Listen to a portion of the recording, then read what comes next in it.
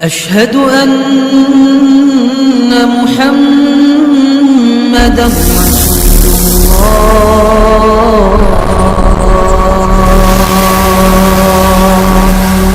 السلام عليكم ورحمة الله وبركاته.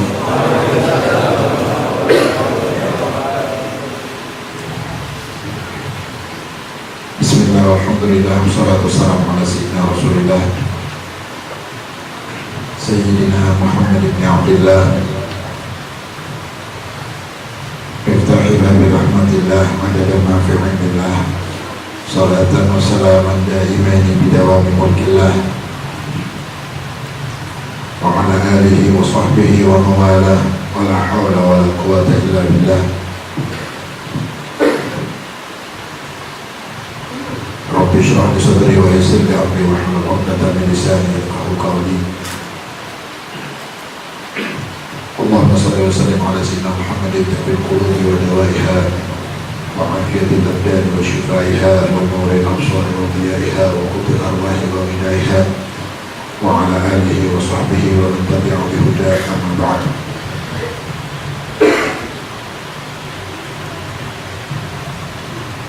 Alhamdulillah, puji syukur selalu kita panjatkan kehadirat Allah Subhanahu wa taala azza wa jalla. Jalla jalaluhu wa ta'ala azamatuh. Malam hari ini Allah masih izinkan kita bersama-sama kumpul lagi, bersama-sama duduk di majelis untuk berzikir, untuk berdoa, untuk bersama-sama bersolawat pada Rasulullah SAW,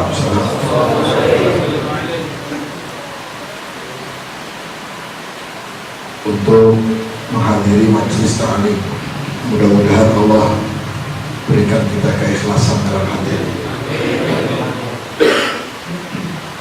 Yang punya hajat dikabul hajatnya, yang sedang sakit diberi sehat oleh Allah Subhanahu wa taala. Yang punya anak, keluarga, anak-anaknya mudah-mudahan dijadikan anak yang saleh-saleh Allah Subhanahu wa taala.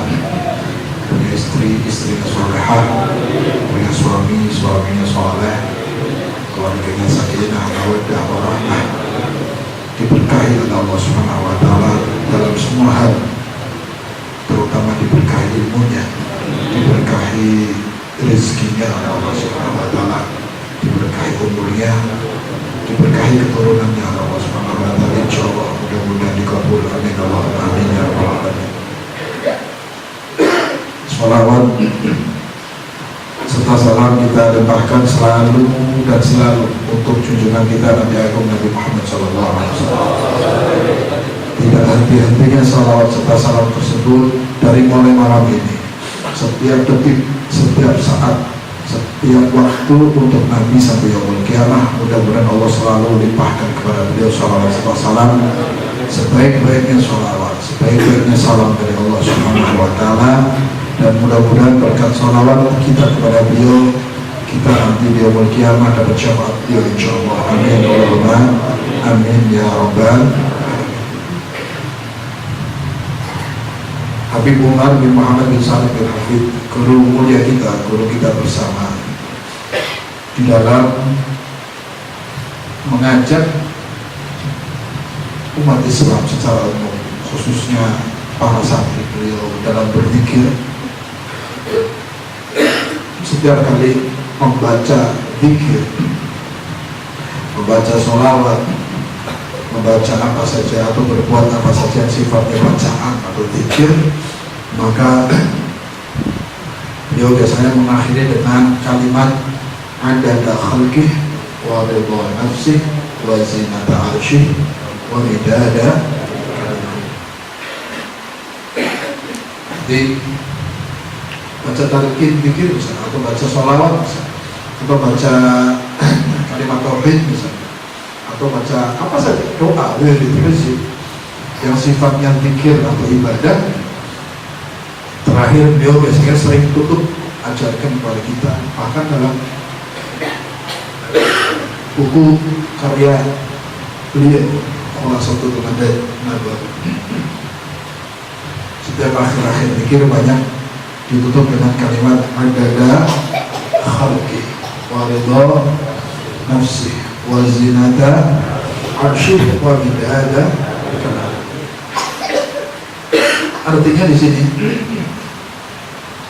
zikir yang kami baca kepada Allah, nyebut asma Allah, nyebut subhanallah, nyebut apa saja, itu ditutup dengan adada khalqi, sebanyak seluruh makhluknya Allah, sejumlah makhluknya Allah. Artinya bacaan itu dibaca sebanyak makhluknya Allah. Adada khalqi wa ridha an nafsi, dan seluas ridho dari Allah. Allah ridhonya Allah luas, tidak terbatas. Kalau Allah sudah memberikan ridho, tidak ada batas.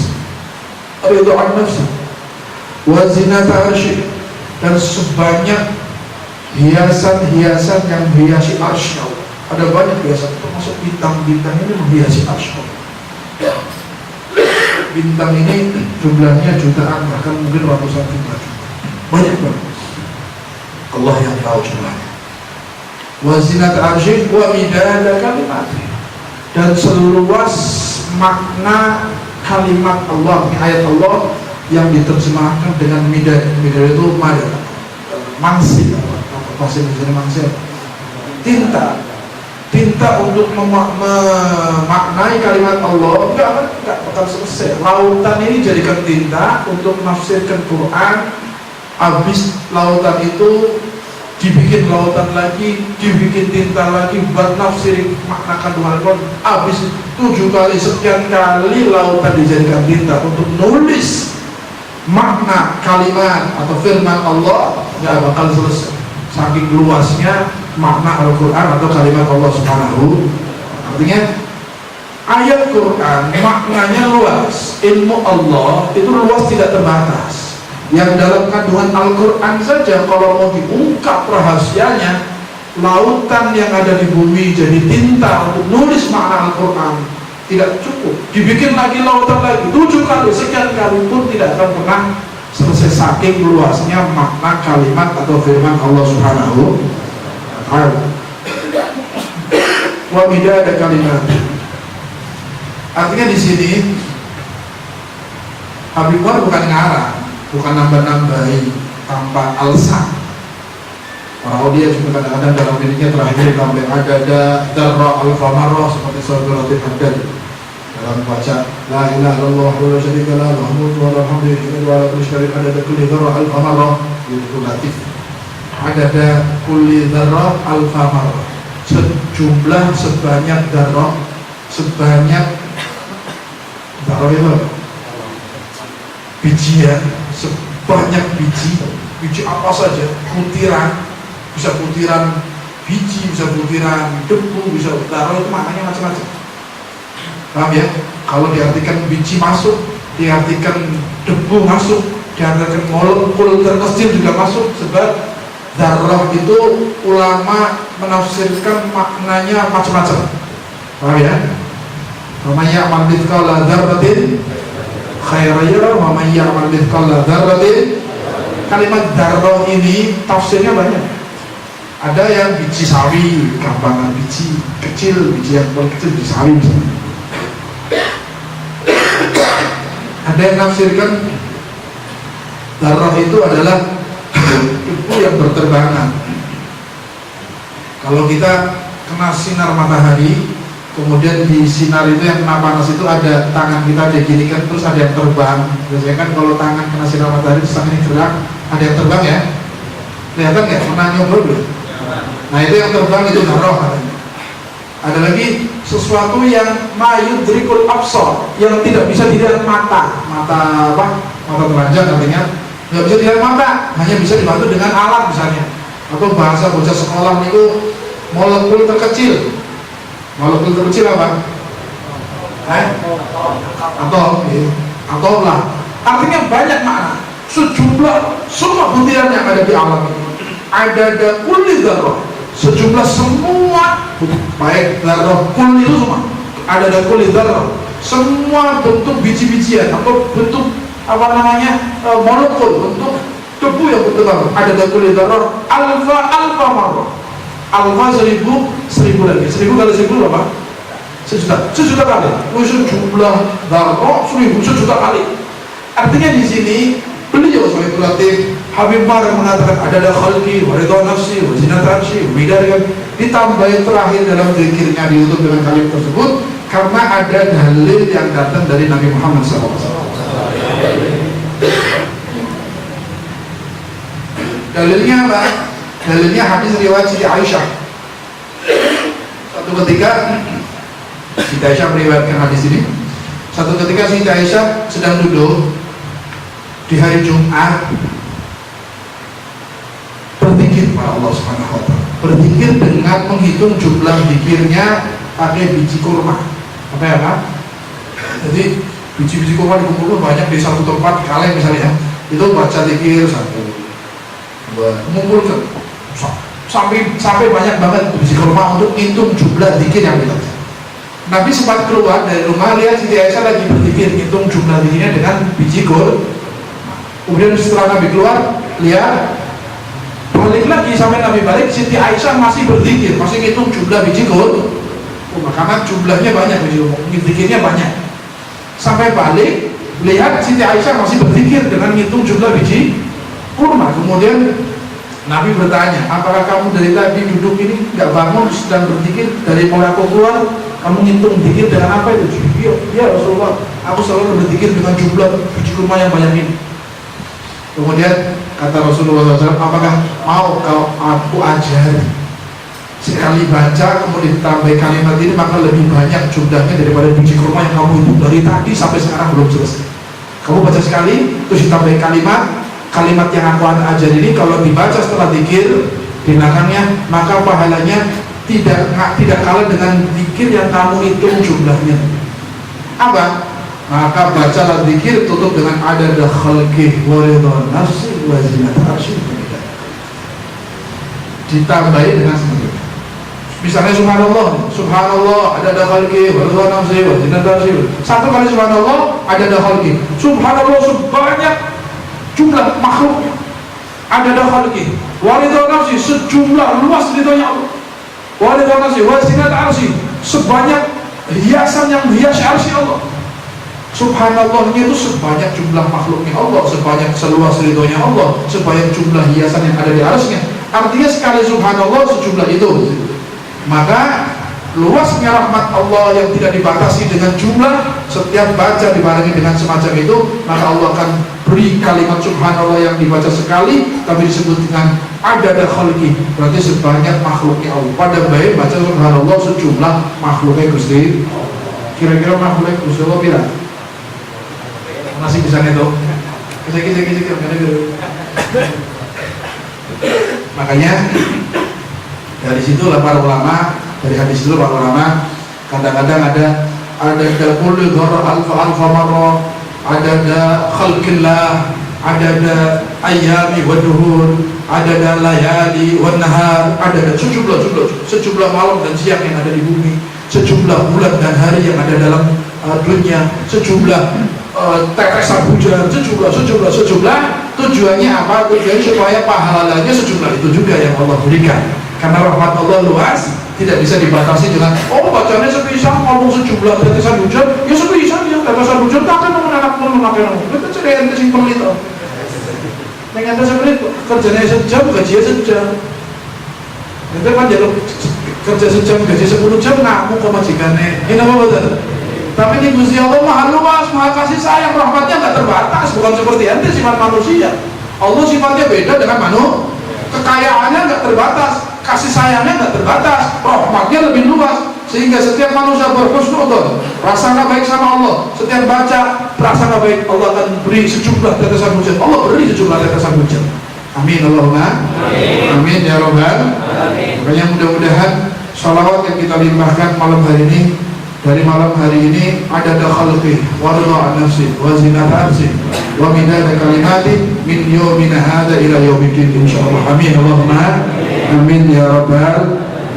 Naung jawab bahasanya gampang, ambil ning sholawat Allahumma shalli ala sayyidina Muhammad 1 miliar. Ya tergantung niatnya. Kalau niatnya ya Allah, sampaikan sholawat saya sudah 1 miliar. Allah kabul berarti kayak baca sholawat bejam. Dia gini dikabulkan kayak Allahumma sholli ala sayyidina Muhammad sebidah. Allahumma sholli ala sayyidina Muhammad ping sejuta. Itu bahasa gampangannya kan harus itu. Ini bahasa Arabnya alfa marroh. Sejuta kan alfa marroh gitu. Ini apa betul? Seribu sejuta. Allahumma sholli ala sayyidina Muhammad alfa marroh. Kan sama bahasa Indonesia nya Allahumma sholli ala sayyidina Muhammad sejuta kali. Pada boleh. Asal niat tujuannya supaya Allah lipat gandakan jumlahnya sejuta, kemudian umpama Allah kabulnya berarti kayak sholawat binsa, cuma aja keguyonan, beda guyonan betul. Serius minta sama Allah dilipat gandakan semiliar kali, sejuta kali, 10.000 kali gitu. Tapi itu untuk supaya menyingkat waktu. Tapi yang pengen asarnya itu pahala ya. Kalau asar, kalau bekasnya biar membekas ya dibacanya diulang-ulang. Ente baca sepisan subhanallah sejuta kali misalnya. Tapi ganjaran umpama digobol sejuta subhanallah. Tapi akar bekas kalimat subhanallah nggak membekas sama. Karena kita bacanya cuma satu kali. Tapi kalau baca subhanallah baca 1000 kali lebih membekas. Paham ya? Bekasnya, akarnya, perubahannya kalau diulang-ulang lebih dapat pahalanya, dan bekas atau akar yang merubah dari zikir itu lebih bagus dibaca berulang-ulang. Akhirnya malas enak lah sholawat sembilan cukup sebina Allah sallallahu Muhammad sembilan kali. Sholawatnya sepisan. Beda kalau sih namanya kalau tasbih diputer bin sewu. Beda mujahadahnya lain kan, sabarnya, jumlah waktunya itu pahala tambahannya lain. Tapi kalau jumlahnya kalau dikabul dikasih sembilan. Kita husnudzon sama Allah Subhanahu. Amin Allahumma. Makanya kita husnudzon, mudah-mudahan pahala malam hari ini kalau Allah kabul, mudah-mudahan dikabul. Pahala malam hari ini Allah kabul hajat kita semuanya, dan mudah-mudahan pahalanya dilipat gandakan oleh Allah, diberikan kepada orang tua kita, kepada guru-guru kita, kepada keluarga anak istri kita, kepada yang sudah meninggal di antara keluarga kita. Insya Allah Allah lipat gandakan pahalanya sampaikan kepada mereka insya Allah. Amin Allahumma amin ya rabbal alamin. Kita lanjutkan kajian Manhajus Sawi, masih pada pasal keempat tentang peringatan fi tahdzir min inkar alal auliya wassalihin. Peringatan bagi orang yang mengingkari para wali dan para saleh. Jadi kadang-kadang ada orang sing bahasanya kayak gini. Aku mah delok wali bisa nggak, tetapi bisa ki wali apa lah, kasih wali silang, wali senteng. Ente singkat saja kan itu. Dia mau ingkar sama adanya wali gak berani, karena memang Al-Quran dalilnya, bahkan hadis Nabi ya, hadis Qudsi, hadis Nabi, Al-Quran, ala inna awliya Allah, banyak hadis ayat Quran dan hadis-hadis tentang para awliya Allah. Mereka mau ingkar total dalam artian menafikan para wali gak berani. Bahasanya, iya saya percaya adanya wali, saya percaya. Tapi mana zaman sekarang ada wali? Ismaka wali zaman saya itu. Upaya sini mau orang bener kabeh. Ini kalimat semacam ini kadang-kadang muncul, kadang-kadang ya gitu. Karena beliau sih dari gue. Hati-hati. Kalau ada orang yang mengatakan semacam ini, keyakinan semacam ini bahaya. Ini tanda-tanda bahwa Allah tidak inginkan kebaikan kepada orang tersebut. Na'udzubillah min dzalik. Ini bahaya karena apa? Karena dia seakan-akan tidak percaya adanya wali, sehingga dalam hatinya terhijab dengan su'dzon terhadap makhluknya Allah Subhanahu.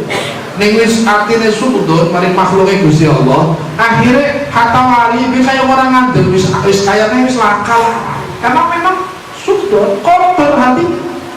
Lihat yang ada depannya, nggak pernah ngambil positifnya, nggak ngambil husnudzonnya, nggak ngambil kebaikannya, selalu melihatnya sisi buruknya, karena memang hatinya buruk.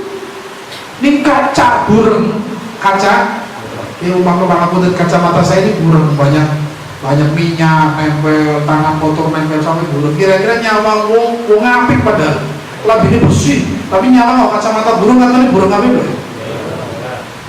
Lebih burung. Kopi ae kotor. Jadi sing kacanya bersih yo, jadi sing kacanya bersih, bersih kayak gitu kan murah. Kopi ae isinya kayak kotoran. Wajahnya ada hitam-hitam, padahal kacamatanya dewa sing toh. Ingatkan sama yang lain, itu yang betul. Ini orang baik. bersih wajahnya, pakainya bersih, kotor apanya? Kotor, kotor. Padahal apa yang bermasalah siapa? Mata hatinya yang bermasalah, hatinya kotor. Nyawang ada kejadian, misal ada orang kena musibah, wong wali diuji, wong soleh diuji, tiba kejeblos, tabrakan, umpama sakit, ning atine memang dasarnya kotor, nyawangnya akeh kualan ya puas ke dasar Allah bener. Tapi ning wong atine bersih, mau tiba subhanallah, lagi diuji nang Gusti Allah, ya mudah-mudahan angkat derajatnya, mudah-mudahan cepat waras. Wong atine bersih, nyawangnya apik terus. Ning sawangane wis ora beres, akhirnya ngomongnya sing ora pangapunten kan kata. Kalau hatinya bermasalah, artinya nggak beres, maka yang keluar nggak beres. Omongannya, pikirannya, duga, sudone, karena jeronya ora beres. Tapi ning wong sing beres, hartanya wong ora bener, bae katone apik, subhanallah, padahal ora bener. Husnudon, bokat lagi kelalen, bokat orang ngerti, bokat husnudon. Karena dalam hatinya selalu kacamata yang bersih, jadi katanya api, kabeh bersih, kabeh orang katon sing ora api. Itu hati kita gitu.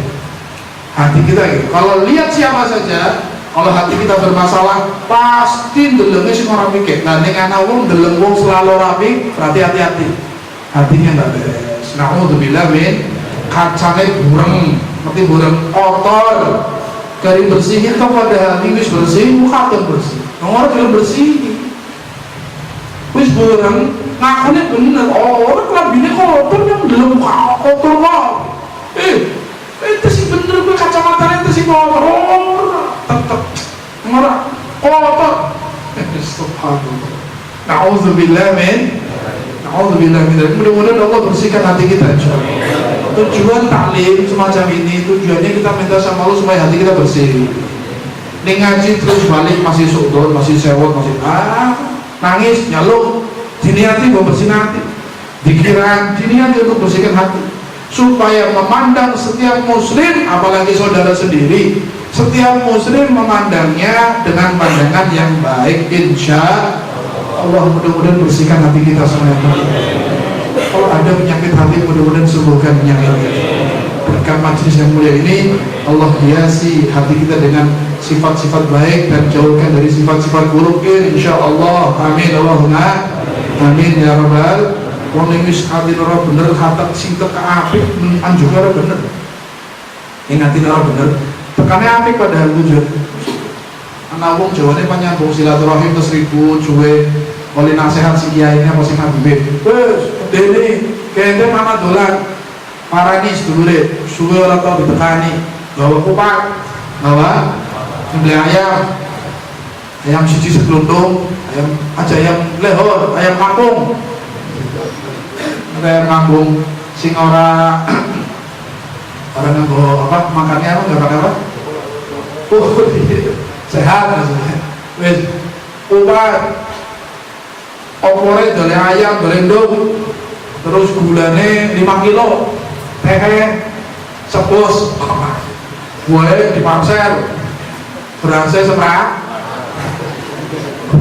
film, umpama kita dicerita umpama, bukan itu yang kado, angkat, gawe, semua becak kamel, apa berasa apa, opo, parsel gula 5 kilo, teh, masakan, lontong, pengen nyambung senator, wedi tes ribut suwe orang akur atur lah. Ini contoh-contoh, paham ya? Datang niat baik, datang niat nyambung silaturahim, datang mau sedekah untuk temennya atau kerabatnya atau saudaranya mungkin yang lagi ribut. Karena supaya senang biar diterima, biar nyambung, tidak ribut. Paham betul? Apik boleh tekannya kayak apik ya? Tapi yang kanannya artinya kotor, masih penyakit, orang jodoh mati. Begitu tekak, panah lagi, langsung panah apa? Oh, masakannya jajan, masakannya apa nih kayak? Orang tahu-tahu nih gimana nggak masakan tuh, nggak beras, pasti enak maksudnya. pasti bahaya, aja di tangan. Terus kadang-kadang sudah, kadang-kadang nemuin di sini macam-macam, la haula wala quwata. Berarti ning memang dasar kotor, harta apik baik bekal tetep katone kor. Nah ini bahaya. Makanya kita minta sama Allah, mudah-mudahan ini kita punya problem semacam itu kita punya. Hati kita kadang-kadang dikontrol dengan macam-macam. Makanya ya Allah, minta sama Allah mudah-mudahan dibersihkan semua hal-hal yang kotor, yang tidak benar, yang menjadikan lihat orang selalu suudzon, yang menjadikan lihat orang selalu benci, buruk dan sebagainya. Mudah-mudahan dibersihkan malam hari ini insyaallah. Amin Allahumma. Sampai makai insyaallah ngadep Gusti Allah, pulang menghadap Allah dalam keadaan qalbun salim. Amin Allahumma. Sing paling aman ning ngadep Gusti Allah qalbun salim ya aman insyaallah. Amin Allahumma. La yanfa'u malun wala banun illa man atallaha biqalbin. Tak bermanfaat semua harta, anak semuanya nggak ada manfaatnya. Di akhirat itu semuanya nggak punya manfaat kecuali orang-orang yang menghadap Allah dalam keadaan hati yang selamat bersih. Mulane ben ngadep Gusti Allah hatine bersih, primen carane ya Allah bareng-bareng. Ngaji, zikir, belajar sambil berusaha untuk menjadi orang yang selalu husnudzon kepada hamba Allah, insyaallah selamat dunia akhirat. Amin Allahumma amin ya rabbal alamin. Kita lanjutkan kajian Manhajus Sawi. Di sini disebutkan bahayanya orang yang suudzon. Tadi saya bilang ada orang mengatakan saya percaya dengan wali ada, tapi mana sekarang wali? Selatan biar tahu saya kita akak. Oh itu mata koyore badut ya kak. Artinya peteng mata koyore badut. Orang kata padahal kadang-kadang kalau hatinya bersih saja, husnudzon saja, nggak suudzon kemudian bersih. Lihat di depan kita, sekitar kita ada banyak hamba Allah yang mulia, banyak. Orang ngerti bente karena suudzon duli, laka, ya laka tuh mana ngomong laka, suudzon. Jebulin jejere kadang-kadang mau mulia nggak tahu, atau ini pakai tahu kita ini ngurus orang Cina. Oh kayak tahu, dalban, kayak banyak. Ayo nganggep remeh kabeh, ora bener kabeh. Padahal kadang-kadang orang yang kita anggap remeh dia ternyata orang yang di sisi Allah punya kemuliaan besar. Kita rugi, apalagi sampai kurang ajar, maka masuk dalam jebakan ancaman yang menyakiti, yang memusuhi, yang bikin sakit kepada para walinya Allah. Maka Allah sendiri akan balas, Allah akan umumkan perang pada orang tersebut. Na'udzubillah min dzalik. Makanya di sini disebutkan qala sayyidina Syekh al-Imam Abdullah bin Ali al-Haddad radhiyallahu ta'ala anhu. Al-Habib Abdullah bin Ali al-Haddad sahibul Latif ya. Dia mengatakan nafa'anallahu bihi wa bi ulumi fidare man ankara 'alal 'arifin ubtuliya bi qaswatil qalb. Ingat-ingat ya. Man ankara 'alal 'arifin, sapa wonge sing ingkari keberadaan para arifin, ingkar terhadap orang-orang yang arifin, para solehin, para aulia tadi, mengingkari para arifin, orang-orang yang soleh, yang ma'rifah kepada Allah, yang hatinya selalu kepada Allah, para aulia Allah subhanahu. Siapa yang mengingkari mereka, ubtuliya bi qaswatil qalb, Allah akan beri bala musibah. Dengan apa bentuknya musibah itu? Qaswatul qalb, hatinya pasti kaku, hatinya pasti atos. Dengan wong orang seneng wali, ingkar maring wali, suudzon maring wong soleh, nganggep laka wis wali ke. Atau ada pun ala wali apa, suudzon benci gak seneng, maka pasti hatinya akan dijadikan sama Allah hati keras, hatinya atos. Mulanya didandani yang angel-angel. Nah wong-wong sing kuburane wali diperangi, sengitnya maring wali itu boleh diperangi, masya Allah. Dengan wali dia berani dibom mateni. Saya harus mati, anak bubai itu boleh dibom. Kan pada sengit maring wali ini Allah ya. Bahasanya alasannya macam-macam. Kuburan para wali bisa menyebabkan orang berbuat syirik. Alasannya kasih itu, iya gitu apa betul? Kalau bisa menyebabkan orang berbuat syirik, semua tempat bisa menyebabkan orang berbuat syirik. Ka'bah bisa menyebabkan orang berbuat syirik, bongkar bae Ka'bah. Punya potensi berbuat syirik, kamu ciumi kadang-kadang sampai potensi berbuat syirik. Bukan cuma kuburannya para wali yang berpotensi berbuat syirik, bukan cuma kuburan, semua pohon beringin berpotensi berbuat syirik. Tebangi kabeh itu. Apalagi sekarang semua bisa berpotensi orang berbuat syirik. Kebaikan, kebesaran seperti Ka'bah, kemudian masjid, semuanya punya potensi. Bukan semacam itu cara menghentikannya. Potensi syirik bukan berarti Ka'bahnya harus dihancurkan, dibenahi pemahamannya, bukan dihancurkan kubahnya. Goblok ya. Memang dasarnya seni itu alasan baik betul. Ya oke, alasan berpotensi syirik itu alasan saja. Sebetulnya memang nggak senang adanya para aulia. Gak senang bahwa mereka punya andil yang mengislamkan di sini biar orang tambah cinta sama mereka. Sebab bukti bahwa penyebaran Islam dikuatkan oleh wali ini bukti kuburannya. Sejarahnya mau dihapus supaya orang nggak tahu Islam itu jaya oleh siapa, bagaimana akhlaknya. Dihapus, mau diputus dari ikatannya dari orang-orang soleh, bahkan mau diputus ikatannya dengan Nabi Muhammad SAW. Ben orang kenal wali mani, ben kenal orang kenal ulama mani, ben orang ngerjani ulama, biar orang nggak kenal bagaimana dia baik dari siapa, sebab kamu ini baik dari siapa, dibuang sama kamu. Tujuannya itu, bukan tujuan potensi syirik. Kalau potensi syirik, warna cincin berpotensi syirik. Gitu membuat. Nanti ada waktu aku ke keluarganya 50 juta. Kalau aku waktu bisa memancarkan aura macam-macam, berpotensi syirik kalau teruskan. Kecepel 50 juta coba. Kan nggak waktu sih negara 50 juta kok dikecek apa nih? Semua berpotensi syirik. Apakah terus solusinya kecek batunya, hancurkan masjidnya, hancurkan Ka'bahnya, hancurkan kubahnya? Bukan itu solusinya. Itu perbuatan goblok, konyol. Iya dong. Kalau memang berpotensi syirik bukan dibom kubahnya, wajah.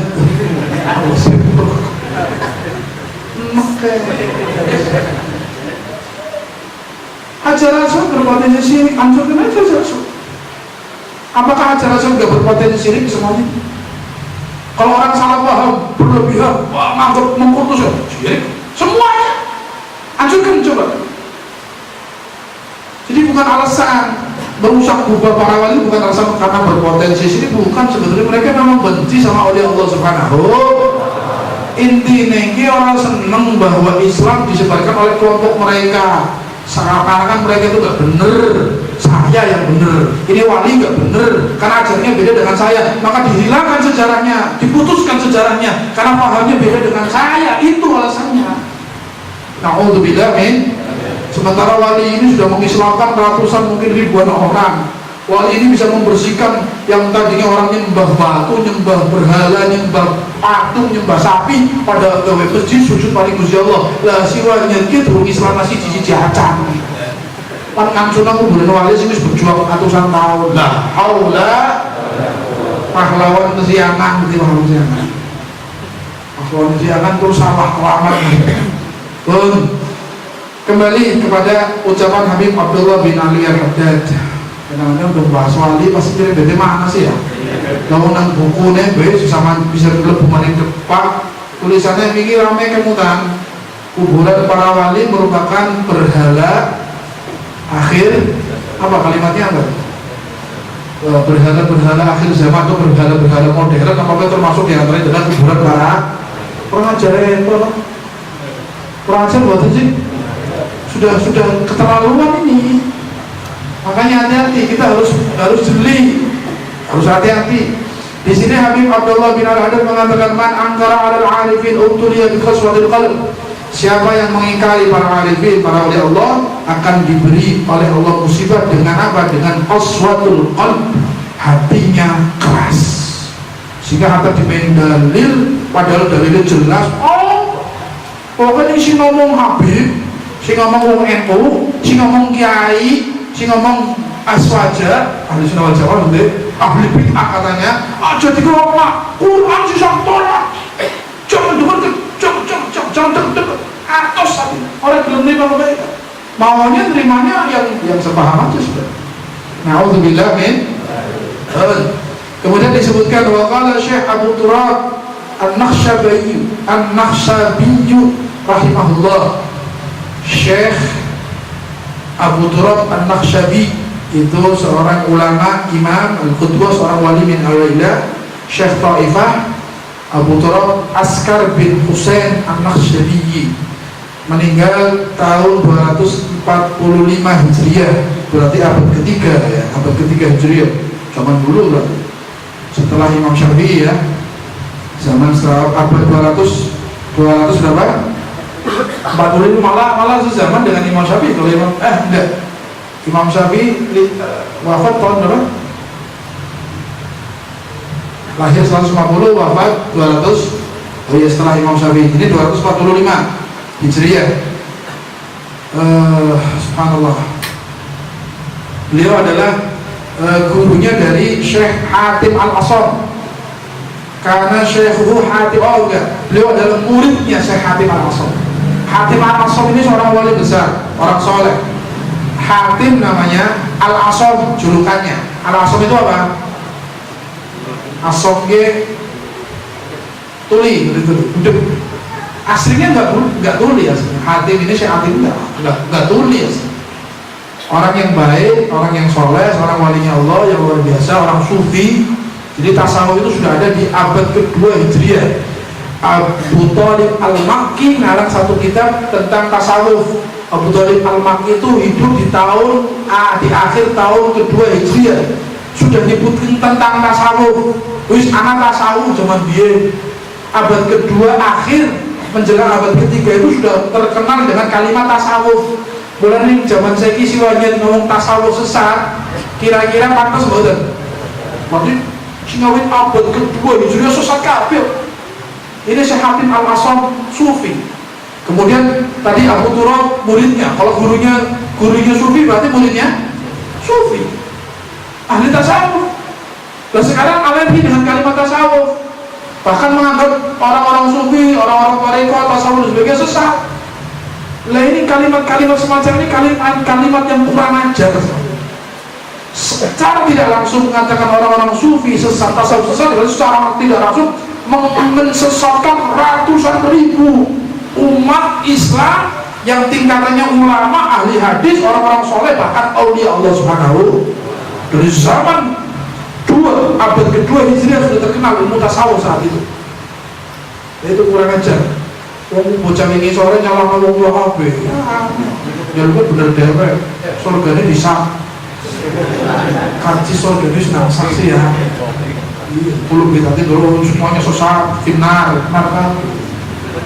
Nauzubillah min. Ini disebutkan Hatim Al-Asam itu, saya sedikit sebutkan salah satu sedikit dari sejarah Syekh Hatim Al-Asam. Al-Asam, kenapa ada kalimat Al-Asam? Terkenal dengan Hatim Al-Asam. Hatim yang Al-Asam yang boleh aja duduk di kasar bahasa Indonesia. Seorang yang tuli, Al-Asam itu orang yang tuli. Padahal aslinya enggak tuh. Kejadiannya begini. Ini wong apik, wong soleh niku orang tahu gawe laratine wong, jaga perasaan orang lain. Satu ketika Syekh Hatim Al-Asam ini datang ke pasar untuk memberikan hajat pakaian anak perempuan di baju perempuan lah. Masuk ke kampung, ke satu toko, kebetulan yang jual pakaian anak-anak kecil perempuan, pakaian perempuan berarti yang jual orang perempuan. Tapi tetap sadar ya, tetap kelihatan auratnya. Begitu baru sampai depan toko, rupanya si jaga toko wadon dia petengnya lagi apa? Bolos lah, kembung apa bolos. Orang kuat nahan sampai mengeluarkan angin dengan suara yang keras. Paham ya? Bisa jelas no? Coba kan jelas. Iya, wis pokoknya ngetok nagas sampai metu suarane seru. Lah, begitu habis semacam itu, Hatim Al-Asam berdiri depannya, perempuan itu malunya loh. Itu berarti punya buah bekas kerungu ki musiman tuku. Paham ya? Saking malunya duduk ngomongnya sampai salah tingkah gitu. Hatim Al-Asam nggak mau perempuan ini malu. Kemudian sampai perasaannya hancur karena tadi habis apa namanya, habis keluarkan gas keras sampai ya Allah, kerumuh beliau. Akhirnya begitu Hatim Al-Asam ditanya, mau beli apa? Hah? Main budek. Mau beli apa? Hah? Saya nggak dengar yang keras. Oh, beli apa? Oh, baju. Warnanya apa? Hah? Main budek. Bahasa ngomong hahaha waktu dia ngomong. Oh, berarti bikinnya lagi ngetok-ngetok suara kerumuh. Akhirnya nggak malu. Dalam hatinya, alhamdulillah baru si pantu ora. Wes ora isinya ora apa-apa, semua beli apa Mas, hilang malunya. Jaga perasaan seorang wanita. Dan bukan cuma saat itu. Selama orang tua perempuan tadi, ibu-ibu tua tadi hidup, Hatim Al-Asam dadak kaya-kaya seakan kupingin orang mati yang kerumuh. Sama bisa ngomong, ulangi yang keras. Akhirnya orang terkenal Hatim jadi Asam. Hatim saya ibu udah tulis sekarang. Hatim sama Al-Asam, Hatim sama oh Hatim yang iya. Giliran ibu tua tadi yang jual pakaian sudah meninggal, hilang. Waras maning, haji. Ternyata demi menjaga perasaan seorang hamba Allah wanita yang malu tadi, berjalan pura-pura orang krungu, ben wong percaya sampai kepada orang lain, yang keras ngomongnya, yang keras lagi biar anak jelas. Akhirnya apa? Akhirnya orang perempuan itu yakin, oh ya berarti benar memang orang mati krungu kupingnya. Wis alhamdulillah aman. Seperti aman ya. Sampai ibu ini meninggal, ditanya Hatim, kamu kok aneh tiba-tiba buta, tiba-tiba agak budek, terus tiba-tiba sembuh. Baru cerita, saya menjaga perasaan suami. Wanita itu selalu memperhatikan saya bener-bener budek apa main toh. Sebelum saya mendidelengin ngomong baru, sing seru, ngomongnya sing seru, ngomong seru, oh berarti bener-bener kurang ngomong gitu. Jaga perasaan seru sampai dijuluki Hatim orang wali di Aulia, jadi ulama besar, tokoh sufi, bahkan termasuk salah satu jajaran para wali yang digadatkan di dalam kitab Risalah Qusairiyah. Di dalam kitab-kitab Risalah Qusairiyah itu aulia-aulia yang terkenal gitu ya, sebutkan termasuk Hatim ini Syekh Abu Turab ini muridnya dari Hatim Al-Asam. Syekh Abu Turab Nakhsyabiyu rahimahullah ta'ala mengatakan qala idza ulifal qalbu al-i'rad 'anillah sahibatul waqiyatu fi ahlillah. Kalau hati sudah mulai berpaling kepada Allah, hati wis mulai aduh menghindar atau berpaling terhadap Allah, lalai, nggak mau dikira, nggak mau banyak ingat Allah, hadir majlis pikir malas, hadir taklim malas, pikirannya duit dunia toh, si penting setorannya untuk anak si pikirannya itu ya. Aku tak kayak tuli ngajine lagi ngejar setoran. Setoran yang di setoran ini motor lunas, setoran ngaji mana? Orang lunas kok. Ngaji campur lah motor. Aku sih penting ke rumah peragam, dia lagi bangun. Saya pray tulis ngaji ini sih bisa nih lagi fokus ya bin peragam. Gue udah berangkat nyaman ngaji maning. Nah semua payah. Ngaji kok dikait-kait tahu malu lunas motor. Ngaji wajib setiap saat ada kesempatan. Malah justru dalam kondisi semacam itu biar Allah permudah rezekinya, biar Allah permudah gampang rezekinya berkah dan sebagainya. Ngaji malah. Aja dunia toh malah ditinggal akhirat, lagi butuh malah Gusti Allah, lagi ngejar setoran, bahasa kasarnya karena terlilit setoran, maka dekatkan dirinya kepada Allah yang memberi rezeki Allah kok. Kenapa nggak mau dekat sama Allah? Zikir, minta, munajat. Wali malah aduh si majlis, alasannya lagi ngejar setoran atau ngejar. Lah di sini dikatakan apabila hati seorang sudah mulai berpaling pada Allah, wis mulai ngadoi majlis zikir, wis mulai males dikiran, wis mulai ngadoi wong-wong sing selalu hadir di majlis ilmu, misalnya jamiah yang orang makan tulilah, jamiah play, ayo makan jamiah makan apa namanya jamiah atau majlis atau rutinan alasannya dunia, berpaling ya. Artinya kalau alasannya, oh saya punya kesibukan lagi, saya ngajar sekarang, itu tetap zikir lah. Oh saya sekarang jauh, pindahnya agak jauh, tapi saya ngaji di masjid lain, gak ada masalah. Masih zikir, masih ngaji. Tapi kalau alasannya, oh saya sekarang lagi sibuk, lagi bangun sih ngurusin tukang, aku lagi order lagi ngurusin apa, kenalpot misalnya, atau ngurusin apalah. Ya Allah, kenalpot dan kenalpot pengajian sih banyak. Kenalpot bisa kenalpot pengajian sih, tapi kenalpot dulu durung kenalpot wis dadi kenalpot. Apa wanita basuh kita bakal ini potongannya kenalpot gampang lalene memang dia kok. Kalau saya la haula wala quwwata. Kalau sudah mulai sering berpaling, maka disebutkan di sini sahibathu al-waqi'iyatu fi ahlillah.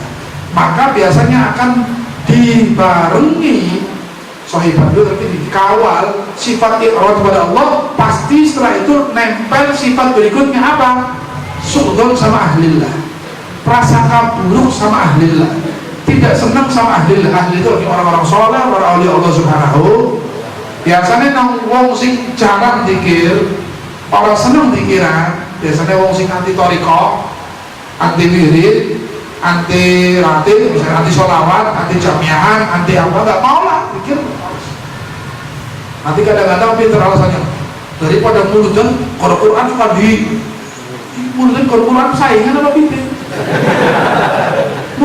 Muludan kan praktek dari amalan Quran. Muludan itu bukti prakteknya Al-Quran suruh salawat pada Nabi. Innallaha wa malaikatahu yusholluna ala pengumuman ini, sesungguhnya Allah dan para malaikatnya bersalawat kepada Nabi. Terus Al-Quran perintahkan apa? Ya ayyuhalladzina, wahai orang-orang yang beriman, ngaku mukmin berarti. Iya, oke. Ini Allah betul. Allah panggil, hei orang yang beriman. Apa selanjutnya setelah dipanggil? Ya ayyuhalladzina amanu sallu alaihi wa sallimu. Salawatlah kepadanya, kepada Nabi, dan salamlah kepadanya dengan sebaik salam. Dikongkon salawat. Lah muludan apa sih itu salawat? Belum nulis. Jadi pada muludan cuma di Tuhan muludan. Kayak pada ini kemarin saya ngomong, mau ikut Nabi apa Umar bin Khattab masalah taraweh. Loh, Umar bin Khattab saingan Kanjeng Nabi, musuh apa bibir? Umar bin Khattab 20, Nabi 11, mau ikut Nabi apa Umar? Umar sama Nabi apanya sih? Yang paham tentang Nabi, ajaran Nabi yang paling paham, Umar apa ente?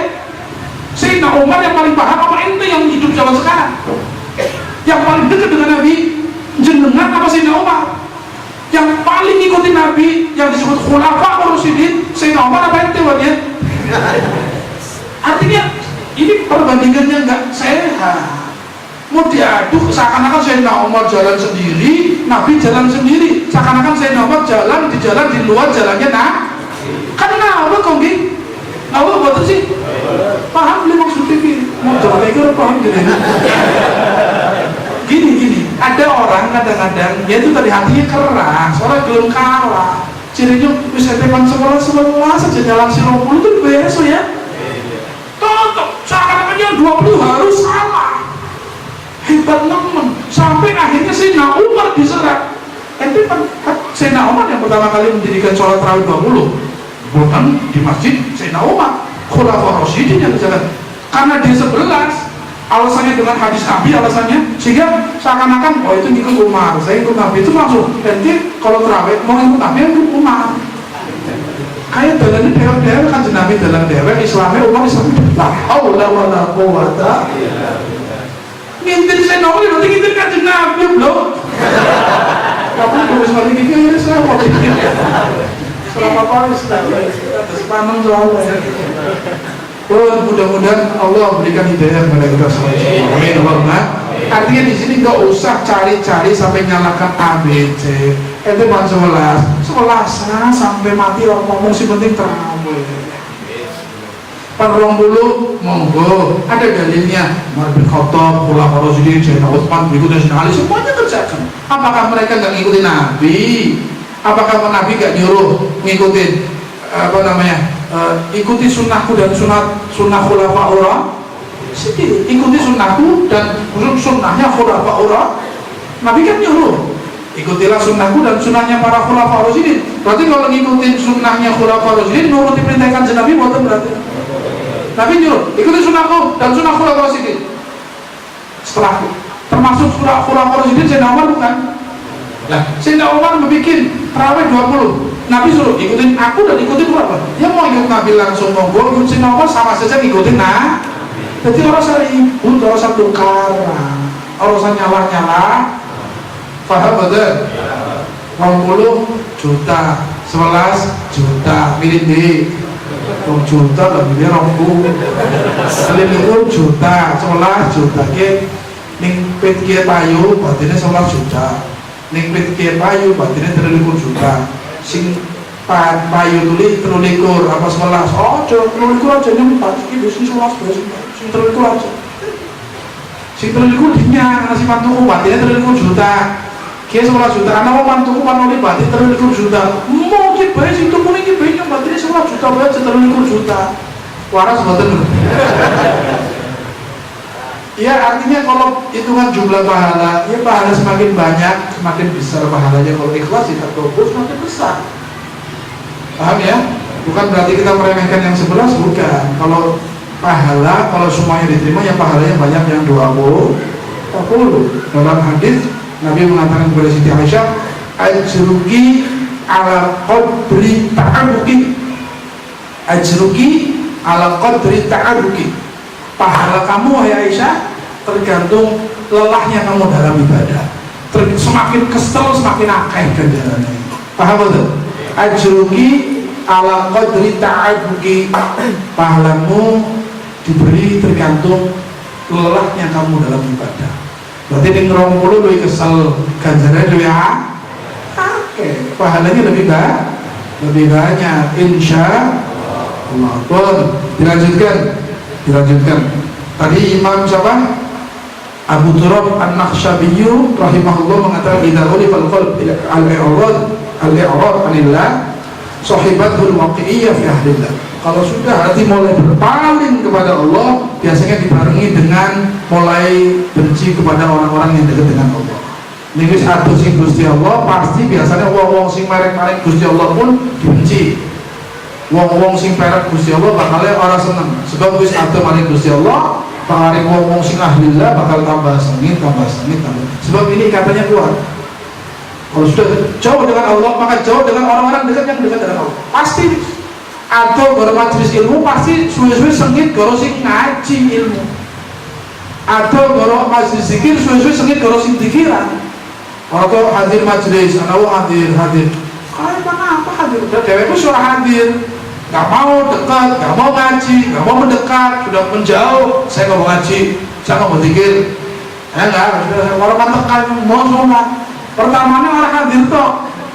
Lama-lama yang hadir dia sewot, sebab nggak sama dengan dia. Dia yang satunya hadir. Itu mana apa? Nanti lama-lama yang ngajak zikir disengit. Apa sih ngajak zikir? Mulai sebabnya nyambung itu satu kaitan. Kalau sudah berpaling dengan Allah, maka akan berpaling dengan orang-orang yang dekat dengan Allah. Na'udzubillah min dzalik. Mudah-mudahan Allah jauhkan kita dari sifat dua tadi, berpaling kepada Allah, karena bahayanya besar. Nanti dia berkiam orang yang i'rad anillah, orang yang berpaling kepada Allah, maka dikasih cobaan dengan ma'isyatan dhanka, kehidupan yang sempit. Man a'rada an dzikrillah fa inna lahu ma'isyatan dhanka. Orang siapa yang berpaling terhadap Allah, terhadap mengingat Allah, enggak mau zikir, enggak mau ingat Allah, jauh, berpaling dari ayat-ayat Allah, berpaling dari peringatan ajaran Allah dan sebagainya, fa inna lahu ma'isyatan dhanka, maka baginya ma'isyah, kehidupan dhanka, sempit, kehidupan yang susah. Uripe bakal ning wong atus saking Gusti Allah, uripe susah. Susah ki kudu berarti melarat. Paham ya? Aja salah paham. Kalau Rasulullah goni wae. Ya ya Allah kayak umai dhuwur tingkat 3 AC-ne setiap kamar anak turune kangelan pol asli susah. Kadang-kadang kalau nggak dikasih obat tidur nggak bisa tidur, susah dia. Susah itu nggak perlu rumah buku, nggak perlu. Dalam istana sekalipun kalau Allah sudah jadikan hidupnya susah. Angel turunnya, pikirannya, perlu nggak beti, besiki, ya Allah, tina Sabtu gajian, bikin gajian. Tukangnya likur. Ki, nangana setoran bangi, tanggal ki harus setor. Kadang-kadang mau sugi ke masih ada tambang, anak PT di barang loh. Dalam gudangnya dalam CCTV ke masih ngomong aneh musine. Aku mau bikin mesin, bikin bayar lah, susah. Ente alhamdulillah umai sederhana, kelaka asene, nganggo masak, nganggo ilir, ipit-ipit keren banget. Nikmat bodan. Mangan rujak yang les, apa nih, budin, sate, mani, budin les, apa sate, paham ya? Orang mikir apa? Orang mikir rasa murah. Ya Allah, ya walaupun kadang-kadang orang yang gak kaya pun sakit, tapi maksudnya enak, tenang, gak ada beban. Mana ada kalau saya mikirin Sabtunan, malah seneng Sabtu ya. Yo ya. Nih maksudnya malah Sabtu orang umum malah seneng, minggu lain malah umum. Artinya di sini yang namanya susah, ma'isyatan dhanka, hidup yang susah, yang sulit itu bukan berarti melarat, nggak punya rumah, nggak punya pekerjaan, bukan itu.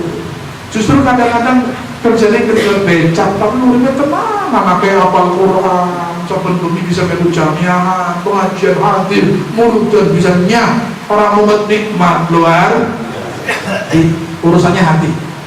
Orang yang berpaling kepada Allah maka dia akan diberi kehidupan yang susah. Wa yahsyuruhum yaumal qiyamah a'ma. Dan di hari kiamat akan dibangkitkan dalam kondisi buta, picak. Nanti bayangkan tangi si kuburan digiring maling maksa jubel kayak makanya roh. Nang dunia dia metu tuh bewong semene besok mana picek kabeh cul malah tabrak-tabrakan. Ini mau tenan ceklungan kan orang-orang ceklungan. Oh, ceklung, mana mau ceklung. Tembe picek nang dunia lu kekurangan semene tok ya kampus meter tok bisa tabrakan bisa kejeblok bisa. Sengsara nang mahsyar di akhirat ada mauqif, ada terminal, ada yang namanya mizan, ada yang namanya sirat, ada yang namanya banyak tempat, ada kubur, ada mahsyar, ada itu semuanya dilewati dengan perjalanan yang panjang, yang lama, tapi matanya buta. Masya Allah. Na'udzubillah min. Ada kontak haji, kalau sama haji nggak tuh, ya sih. Haji alun-alun, tabligh akbar alun-alun, sing hadir saya ketemu maka dewek, balik dewek, matanya picek imen. Maka lu susah. Penyeberang, ini kan masih nonton taruh apa ya? Sampai umat dewek anjung nanti alun-alun campur berongake. Begitu bubar, tak menurut saya berong. Pembinaan alun-alun berong, saya ketemu maksud berong miliaran panas, keringat, masya. Susah banget. Maka mereka protes setelah bangkit ternyata enggak melihat, buta. Yang suruhum yaumal qiyamah a'ma. Mereka katakan sama Allah, Rabbi lima khalaqtani a'ma wa qad kuntu basira. Tuhanku, kenapa engkau ciptakan aku di masa malah buta, padahal aku di dunia hidup matanya lihat, basir, melihat. Kenapa aku jadikan buta saat ini? Padahal aku waktu di dunia matanya sehat, kok sekarang bu. Nah, Allah jawab, itulah sebab kamu berpaling. Itulah karena kamu waktu di dunia lupa temikna, anak pengajian, anak kiai, anak hukum, anak hadis, anak apa, orang sing penting ngejar setor. Nauzubillah min Walane tolong kula ndonga jamaah majelis Ahwal Mustafa aja sing duwe utang aja sing model setoran wis ora kas kabeh tukune. Amin Allahumma. Bisa aja coba-coba lah wis gawe montok ah. Sing wis mudah-mudahan cepat mudah, cepat lunas, bar kowe aja utang maning insya. Amin Allahumma. Sing duwe kewajiban setoran mudah-mudahan cepat peragat, mandek aja utang maning. Amin. Rezekine berkah, tuku kontan kabeh. Amin Allahumma. Amin ya rabbal. Marai pelit wong sing kredit kuwi. Si bisa marai pelit iki soalnya dengan list misalnya bulu atau list majelis misalnya belum setoran itu dulunya bulu kok dalam setoran terus akhirnya list pelit tambah penyakit rakus. Udah setoran itu kadang-kadang kalau sudah dekat belum ada uang akhirnya rakus dia. Apa saja yang penting dapat uang, sikat sana sikat sini, nggak peduli. Kadang sampai dusta, kadang sampai bodoh di kaca. Yang penting jangan sampai motornya dicabut. Rumah setoran motor umpama aja tersinggung ya karena contoh setoran apa nih sehingga kan lu ya pulangnya tanggal bulan yang kata mudah-mudahan pada dua motor, dua mobil tapi aja pada kredit kotak kabel turunnya. Amin Allahumma qabul. Setir lempeng dari setir bener. Paham deh. Sing durung duwe motor mudah-mudahan duwe motor. Amin Allahumma. Diniati kau ngaji, kau nulungi wong, kau ibadah, kau jenengan wong tua, kau jenengan anak bojo, kau kerja bersih-bersih halalan thayyiban. Amin Allahumma. Amin ya rabbal. Salah satu jamaah kita orang di Brebes ini warnanya ben ganti mobil, mau motor keluar kota lilingan ya bapak Allahumma setir lempeng dari setir bener. Si bimbing, ya setir lempeng motor dari setir bener mobil. Oh iya, subhanallah, nggak lama kabul. Ada satu contoh di anak ICR Brebes sudah beli mobil, alhamdulillah. Tapi pada waktu mobil kan jemeng, bu. Ini belum motor. Kamu ilmunya gitu. Mudah-mudahan nakal. Anaknya beneran main kromo. Artinya di sini kadang-kadang rezeki yang ditambah sama Allah kalau kita nggak bisa ngaturin dari naklan malah siku. Malah terus ada mobil tambah pirang-pirang pegawai ini. Ayo kita kelilingannya paling ngajak Cirebon, Purwokerto pasang mobil. Waduh itu paling Tangerang, paling Banten. Ayo ngaji. Nah itu artinya harus bisa ngatur, jangan kita diperbudak dengan dun. Ayo ngaji tetap ngaji, wa ibadah rezeki tambah alhamdulillah. Pun mudah-mudahan diberkahi semuanya Allah. Kita tutup kajian malam hari ini dengan pembacaan Fatihah.